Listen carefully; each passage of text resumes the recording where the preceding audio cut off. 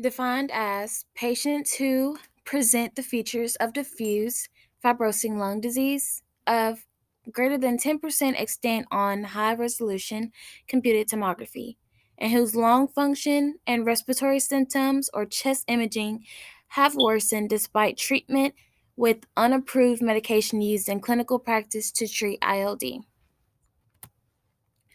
Therapy and treatments that can be given. We have the medications and we have the treatments slash therapies. Medications, corticosteroids.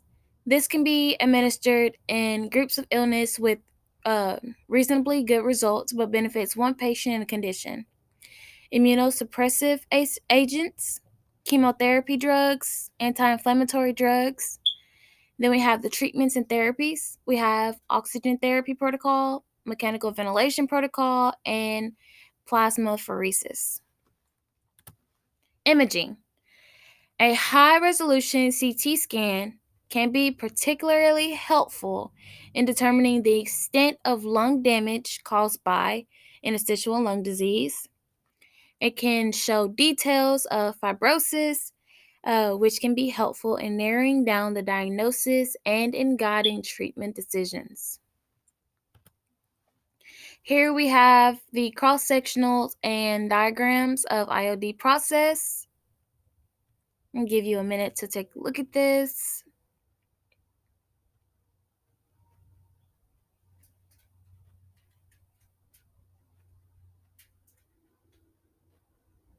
Okay. Test and diagnostic images. These may be performed to help diagnose the condition. Treatment may depend on the underlying cause of the disease and the health status of the patient. We have the blood test, pulmonary function test, pulse oximetry, chest x-ray, chest CT scan, bronchoscopy with biopsy, and surgical biopsy.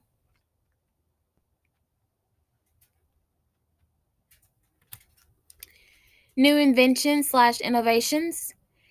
We can make sure the patient is taking his or her prescribed medications and at the right time each day so they can limit their number of trips to the hospital.